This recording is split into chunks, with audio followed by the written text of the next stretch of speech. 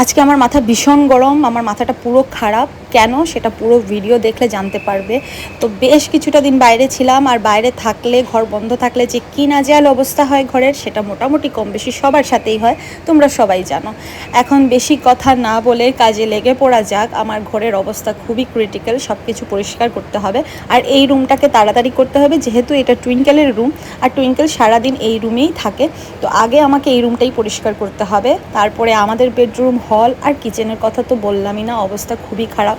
তো সবটাই তোমাদের সাথে শেয়ার করব। তোমাদের যদি আমার ভিডিওগুলো ভালো লাগে প্লিজ লাইক করে দিও, আর আমাকে ফলো করে পাশে থেকো, আর সুন্দর সুন্দর কমেন্ট করে আমার উৎসাহটা বাড়িয়ে দিও। সো ওই সময়টাতে আমার কাজের দিদি ছিল না, বেশ কয়েকটা মাসের জন্য আমি কাজের দিদি সরিয়ে দিয়েছিলাম। তার জন্য আমার অবস্থা আরও বেশি খারাপ হয়ে গেছে। একদিকে রান্নাবান্নাও করতে হয়, একদিকে ঘরও পরিষ্কার করা, তার মধ্যে কলকাতার বিষাক্ত গরম। কি আর বলবো, সবাই তো জানোই কম বেশি। যাই হোক, একটা কথা তোমাদের সাথে শেয়ার করার ছিল। আমার গত বৃহস্পতিবারের পুজোর ভিডিওতে যে তোমরা এত ভালোবাসা দিবে, আমি সত্যি ভাবতে পারিনি।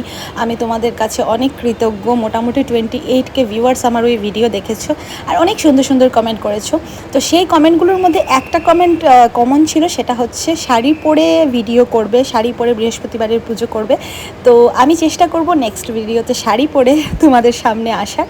সো আমার এই রুমটা ফাইনালি পরিষ্কার করা হয়ে গেছে। কেমন লাগছে এখন সবাই কমেন্ট করে বলতে একদম ভুল